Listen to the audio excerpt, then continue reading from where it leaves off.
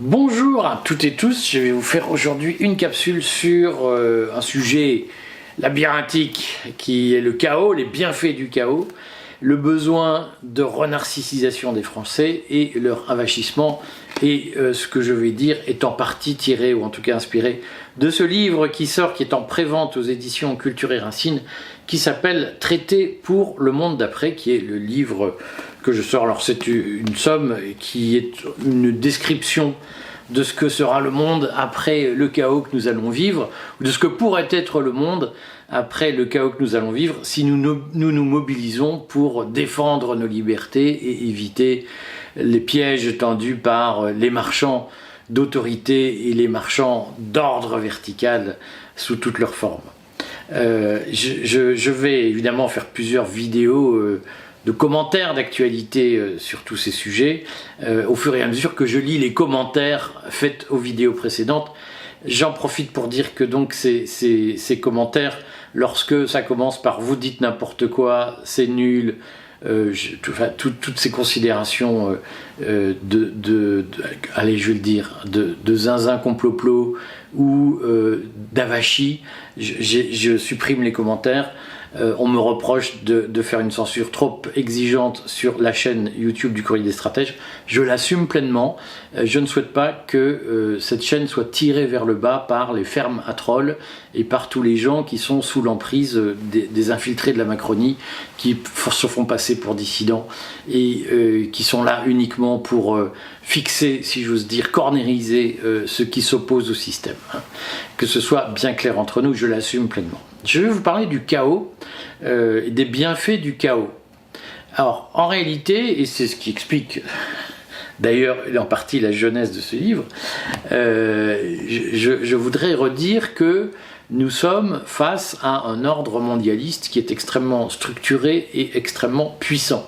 Tellement puissant qu'il est même capable d'affaiblir les vrais dissidents, les vrais opposants, en créant, en finançant de faux dissidents qui épuisent l'énergie militante et qui cornérisent la dissidence en la faisant passer pour zinzin complot. Ce que nous ne sommes pas, nous sommes les gens sérieux. Eux, les gens de la caste sont des gens déphasés.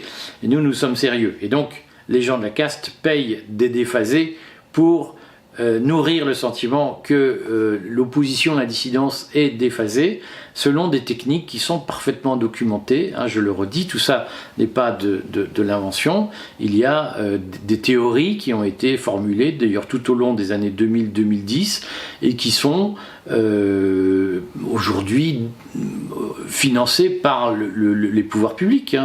Donc je redis les théories. Par exemple, Kastenstein, dans un article de 2013 de mémoire qui s'appelle Theories of Conspiracy, théorie de la conspiration, Kastenstein dit qu'il faut payer des faux opposants pour semer le doute parmi les rangs des opposants ou des complotistes. Tout ça est la même chose à de nombreux égards. C'est un article qui a fait date et qui a inspiré des politiques qui sont cités nommément dans les conclusions des G7, c'est-à-dire du groupe des 7 économies capitalistes les plus puissantes du monde.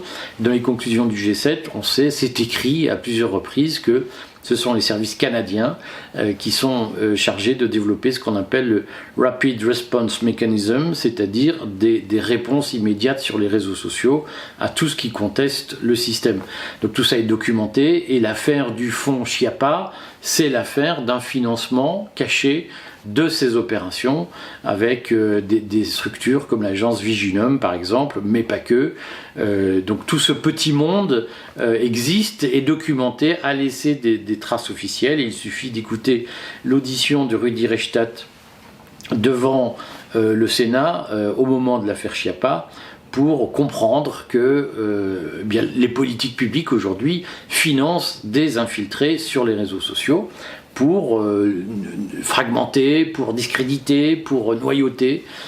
Tout ça est parfaitement documenté et ne relève en rien du fantasme. Et donc, je reviens à cette histoire de chaos. on est face à une caste extrêmement puissante qui est même capable d'affaiblir l'opposition qu'elle a face à elle en inventant des opposants qui ridiculisent, qui discréditent, je viens de le dire. Et donc cette caste extrêmement puissante, elle a fondé un capitalisme de connivence, c'est-à-dire une relation étroite entre les grands intérêts privés et la haute fonction publique. En France, on en a de très nombreux exemples depuis de nombreuses années. Simplement, la tendance française à mélanger élite publique et élite privée, elle s'est accélérée, elle s'est amplifiée durant les 15 dernières années. C'est-à-dire que depuis l'arrivée de Nicolas Sarkozy, on a bien du mal à faire la différence entre les intérêts privés et les intérêts publics. Et petit à petit, tout ce monde-là s'imbrique, et Emmanuel Macron a porté au plus haut point cette logique de capitalisme de connivence, c'est-à-dire de mise de l'administration au service des intérêts des copains. Alors un exemple, par exemple, c'est Alexis Kohler, que j'avais signalé avant que Mediapart s'en empare d'ailleurs, et Mediapart n'a jamais eu la courtoisie de me citer, mais enfin bon, un jour il faudra aussi que Mediapart et Edwy Plenel disent pour qui ils roulent, et comment ils ont un certain nombre de scoops, et comment ils en enterrent un certain nombre d'autres. Mais donc, dans cette affaire, Alexis Kohler est un exemple de capitalisme de connivence. Pourquoi ? Parce qu'il est, par sa femme, qui est d'origine strasbourgeoise, il est très lié à certaines communautés à Strasbourg. Par sa femme, il est lié à la famille Aponte, qui est propriétaire de MSC, qu'on connaît, MSC Croisière, etc., qui fait des affaires en France. Et dans la conduite des dossiers, ça lui a été reproché d'ailleurs par la justice, eh bien on ne sait plus très bien faire la différence entre ce qui relève d'Alexis Kohler, membre de la famille Aponte, et ce qui relève d'Alexis Kohler, secrétaire général de l'Élysée. Sachant que lorsque Emmanuel Macron, en 2016, a démissionné de ses fonctions de ministre de l'économie, Alexis Kohler s'est retiré quelques mois, a été salarié de MSC Croisière avant de revenir sur la scène française. Donc ça veut bien dire qu'il y a à un moment donné des imbrications étroites entre tous ces gens-là, et c'est un mode de fonctionnement. C'est-à-dire que le capitalisme de connivence en France, il est incarné par des institutions. Au-delà de la personne d'Alexis Kohler, qui est un parmi d'autres, il y a en France une organisation du système dont les banques, par exemple, sont les meilleurs exemples. C'est-à-dire que si on regarde, par exemple, le board du Crédit Agricole, le board de la BNP, on s'aperçoit que ce sont des plateformes de transition, de passage, d'enrichissement pour un certain nombre de hauts fonctionnaires qui ont travaillé à Bercy et qui ont été souvent chargés de la réglementation bancaire à Bercy ou dans les cabinets ministériels. Et tout ce petit monde se renvoie la balle, et à un moment donné, on ne sait plus, lorsqu'un fonctionnaire de Bercy chargé de préparer une réglementation sur les banques, on ne sait plus s'il le fait au nom de la nation, enfin dans l'intérêt général, ou s'il le fait dans la perspective de son prochain poste, parce que un banquier lui a promis plus ou moins ouvertement de le recruter s'il fait œuvre utile pour la banque. Et bien entendu, tout ça est toujours expliqué sous la forme de « mais c'est pour l'intérêt de la nation, de l'économie française, de la croissance, qu'on fait des cadeaux aux copains ». Tout ça est parfaitement connu, et publié, public, a fait l'objet de censures régulières. Je pense à l'arrêt Sassiller-Lormine de la Cour européenne des droits de l'homme, dont beaucoup de gens disent, à mon avis, bêtement, qu'il faut en sortir. En 2007, la Cour européenne des droits de l'homme a rendu l'arrêt Sassiller-Lormine qui reprochait au Conseil d'État et à la justice administrative française d'avoir favorisé les intérêts de l'État contre des entreprises privées en échange de recrutement de juges à des postes importants, etc. Donc on sait parfaitement depuis longtemps que ce système existe et qu'il dysfonctionne, puisque la France a fait l'objet de condamnations par la Cour européenne des droits de l'homme sur des sujets de conflits d'intérêts qui ne sont rien d'autre que l'expression du capitalisme de connivence. J'en profite pour le redire, c'est ma critique contre le néolibéralisme, c'est que alors le capitalisme de connivence est par nature quelque chose de compliqué à endiguer. On ne peut l'endiguer qu'en s'assurant chaque fois qu'il y a des mises en concurrence égales et des luttes contre les monopoles ou contre les cartels. Mais le capitalisme de connivence, dans la pratique, il est né assez naturellement, enfin en tout cas il a été consolidé par le néolibéralisme tel qu'il fut inventé lors du colloque Lippmann de 1938, où les libéraux de l'époque ont accepté de reconnaître comme libérale une intervention systématique de l'État dans les marchés sous forme de régulation et donc de réglementation des marchés. Dès lors que l'État est légitime à réglementer les marchés, eh bien on crée du capitalisme de connivence parce que structurellement les entreprises vont payer des lobbyistes pour influencer les décisions administratives et vont d'une façon ou d'une autre faire naître une logique qui est légale facialement mais qui ressemble à de la corruption. Voilà. Et donc, nous sommes aujourd'hui face à un système qui pèse plusieurs milliers de milliards, où les intérêts sont liés. C'est la forme moderne de corporatisme. Je vois que certains, notamment, appellent de leur vœu au retour du corporatisme, appellent de leur vœu le retour du corporatisme médiéval en France, le corporatisme d'Ancien Régime, en pensant que ce serait mieux. En réalité, nous sommes dans un système qui est une déviance du corporatisme d'Ancien Régime et qui consiste à imbriquer tout le monde dans des spirales d'intérêts extrêmement complexes, et tout ça nous met collectivement en difficulté.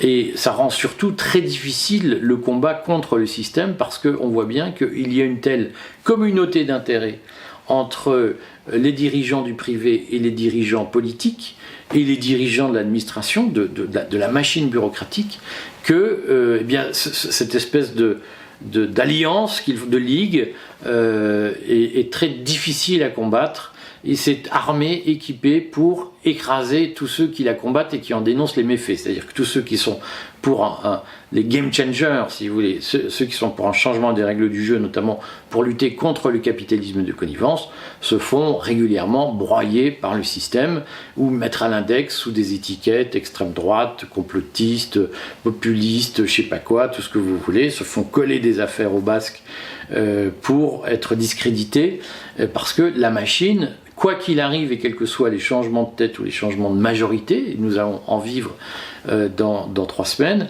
eh bien, quels que soient ces changements, la machine veut contrôler les opposants et veut garder la maîtrise des opérations et la maîtrise du véhicule, si vous voulez. Hein. Donc on change de conducteur, mais le véhicule reste le même et on en conserve d'une certaine façon les clés.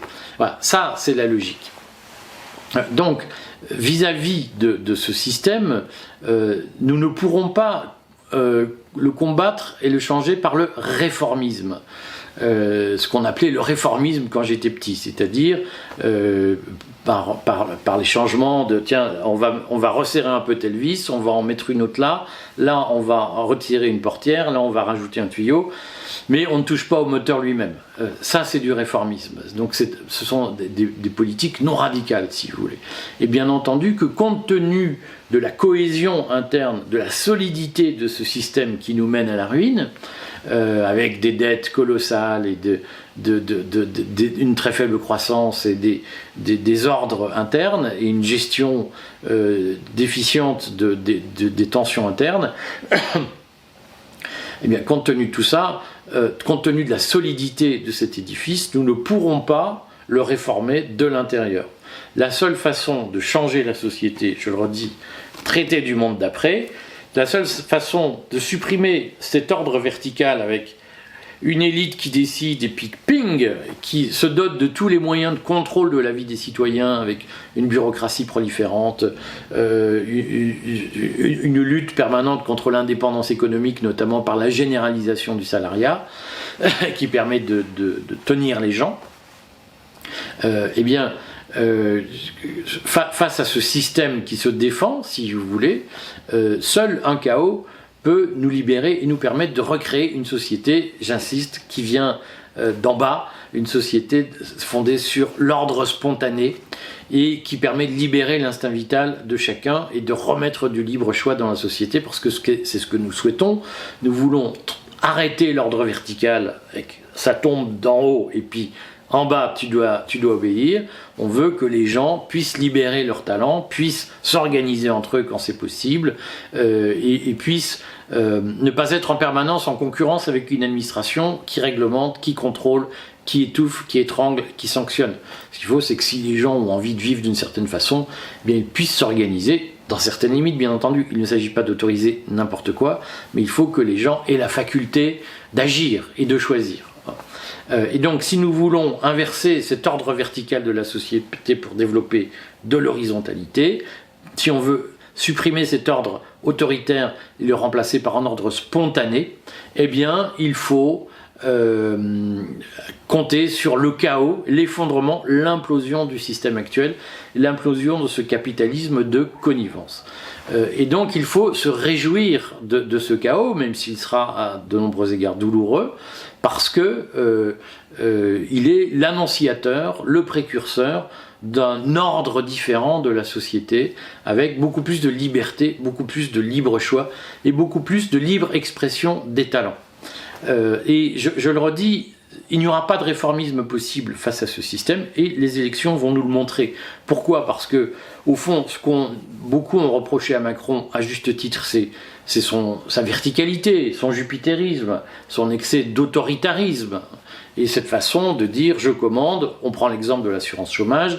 L'assurance chômage était autrefois gérée par les partenaires sociaux, et là on découvre que l'assurance chômage elle a été nationalisée, étatisée par Emmanuel Macron, qui dit maintenant on baisse les indemnités, je décide de tout, et tout ce qui était corps intermédiaire est confisqué. Ah. Je pourrais faire, si vous voulez, une vidéo sur les corps intermédiaires et sur les mythes et les mensonges de ce que sont les corps intermédiaires. Mais donc, ce qu'on peut reprocher à Macron, c'est son excès de verticalité. Mais le programme du nouveau Front Populaire et le programme du Rassemblement National ne rompent pas avec cette verticalité. Donc on va passer de Charybde dans Scylla, c'est-à-dire qu'on va passer d'un système où nous étions aux ordres de Macron à un système où nous serons aux ordres du Rassemblement National ou aux ordres du nouveau Front Populaire. Et dans les deux cas, ces modèles sont des modèles verticaux. Le Rassemblement National demande qu'on lutte contre les fraudes, ça veut dire des inspecteurs partout pour fliquer tout le monde, et des décisions venues d'en haut.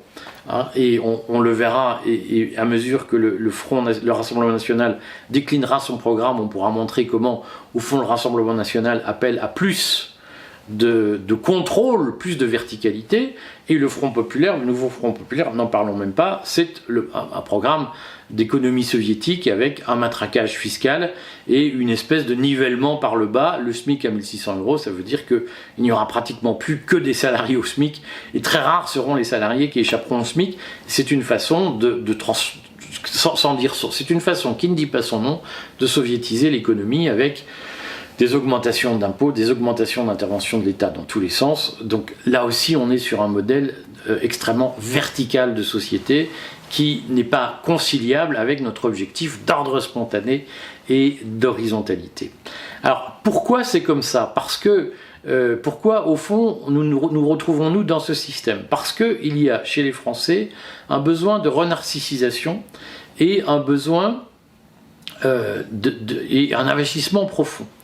Alors, pourquoi je dis ça ? Parce que c'est le syndrome des pays colonisés. Si vous voulez. La bourgeoisie, pas mal de bouquins ont souligné que lorsqu'on a décolonisé l'Afrique, la bourgeoisie africaine qui émergeait était une bourgeoisie qui se positionnait comme suiveuse de l'Occident et forcément en situation de vassalisation, avec un sentiment d'impuissance et avec l'idée qu'on ne pouvait pas changer le système qui avait été laissé par les colonisés. Et c'est bien ce que nous vivons aujourd'hui. Nous vivons une tiers-mondisation de l'opposition en France.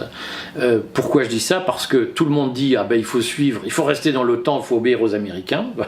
Nous resterons vassaux des Américains, quoi qu'il arrive. Et puis, de toute façon, on ne peut pas changer le système, on ne peut pas compter sur nos forces propre sur les efforts de nos concitoyens. On doit encadrer la société, la diriger, l'administrer verticalement, parce qu'on ne peut pas faire confiance aux gens pour s'en sortir eux-mêmes. Ça, c'est vraiment, je dirais, le ruissellement de la vision impériale américaine qui explique à ses alliés qu'ils doivent rester fidèles et qu'ils doivent tenir leur population pour qu'elle ne conteste pas l'appartenance à l'impérium américain. Et tout est fait pour nourrir les gens dans cet avachissement de on ne peut pas s'en sortir nous-mêmes en dehors de l'alliance avec les États-Unis. Point de salut. Alors si vous voulez, je referai mais ce livre déjà parle pas mal de l'avachissement, aux éditions Culture et Racines, en prévente sur le site Culture et Racines. Donc je voudrais dire qu'il y a cet avachissement, c'est-à-dire cette idée que nous ne sommes pas capables de vivre dans une société d'ordre spontané parce qu'au fond, nous ne sommes plus responsables. Nous sommes devenus des enfants, juste capables, des avachis, hein, juste capables d'obéir à des ordres donnés par l'État, mais qui ne sont plus capables d'être libres et de vivre libres. Ça, c'est profondément le fait des sociétés avachis, telles que notamment les sociétés africaines l'ont été après la colonisation, au moment de la décolonisation. Et d'une certaine façon, nous sommes devenus un pays colonisé qui ne dit pas son nom, depuis 1945, colonisé par les États-Unis. Et en France, il y a eu ce sursaut gaulliste, dont je rappelle souvent qu'il était fondé sur l'équilibre des finances publiques, sur le travail, sur l'effort, sur une forme de frugalité, contrairement aux fantasmes qui sont aujourd'hui véhiculés par des tas de gens qui parlent d'un De Gaulle inventé, mais qui n'est pas le De Gaulle historique. Et en dehors de ce moment de lucidité gaullienne en France, profondément, il y a eu une vassalisation des esprits par les États-Unis et l'idée que, au fond, nous sommes un peuple qui a besoin d'être dirigé étroitement et mis sous tutelle d'une certaine façon, parce que pas capable de s'en sortir tout seul, avec moins d'énergie vitale, avec moins de file spirit, comme on dit chez les anglo-saxons, et au fond, une sorte de paresse qui fait que nous, on a besoin d'une protection sociale étouffante parce qu'on ne peut pas miser sur la responsabilité individuelle, on a besoin d'une économie encadrée parce que le profit c'est dangereux, parce que c'est pas bien que des gens s'enrichissent, etc. On connaît toute la déclinaison de cette anthologie. Et donc, dans cet avachissement, beaucoup de Français prennent conscience qu'au fond, ils sont avachis, c'est-à-dire que la particularité de l'avachie, l'effet secondaire de l'avachissement, c'est le sentiment de l'impuissance. Hein. Et c'est au fond une image de soi qui est dégradée, qui consiste à dire, en fait, c'est pas brillant notre pays. On n'est plus le grand pays qu'on était quand on regarde nos ancêtres qui gagnaient des guerres, qui vivaient dans le faste, qui étaient des conquérants. Et quand on regarde ce qu'on est devenu, on peut pas dire qu'on soit les dignes héritiers de nos ancêtres. Et donc, il y a un effet de dénarcissisation. Hein, c'est-à-dire qu'on se dit, au fond, on n'est pas des gens bien, on est moins bien que ce que la France fut. On est des vassaux, on n'est plus des êtres libres. C'est le chien face au loup qui se dit, je mange bien, mais je ne suis pas libre. Et c'est la fable du chien et du loup de La Fontaine. Le chien rencontre le loup en disant « Ah, qu'est-ce que j'aime votre liberté, qu'est-ce que je rêverais d'être libre comme vous ». Il se la raconte, le chien, et puis quand le loup lui dit « Moi, effectivement, j'ai pas de colis au cou, mais je mange pas à ma faim tous les jours », eh bien, le chien dit « Finalement, je préfère me rêver être un loup, mais conserver ma vie de chien ». Et ça, c'est dénarcissisant, c'est-à-dire qu'on se dit « Je suis quand même un peu un eunuque ». Donc, quand Macron a insisté sur le besoin de modernisation du pays, il l'a fait en dénarcissisant les Français, en disant mais vous êtes des nuls, vous êtes rien. Voilà. C'est la doctrine du rien. Macron a eu la mauvaise idée de dire aux Français qu'ils n'étaient rien, et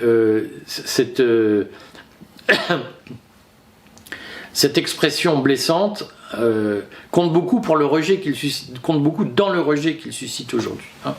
Et on voit bien dans les programmes du Front Populaire comme dans le programme du Rassemblement National, et probablement plus dans le programme du Rassemblement National que dans le programme du Front Populaire, il y a ce besoin de renarcissisation, ce besoin de s'entendre dire qu'on est des gens bien, et qu'on mérite plein de choses, que Macron nous refusait.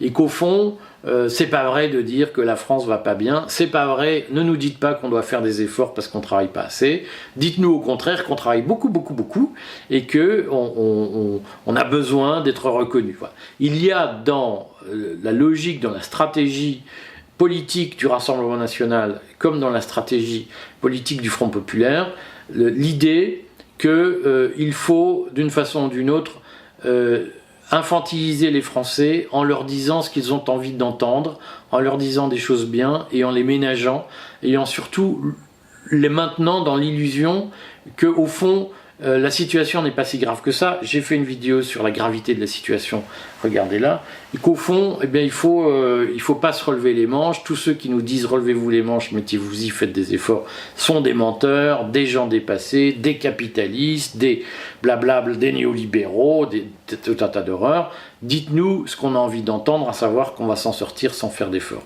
Et cette stratégie-là, elle est payante à court terme pour les élections.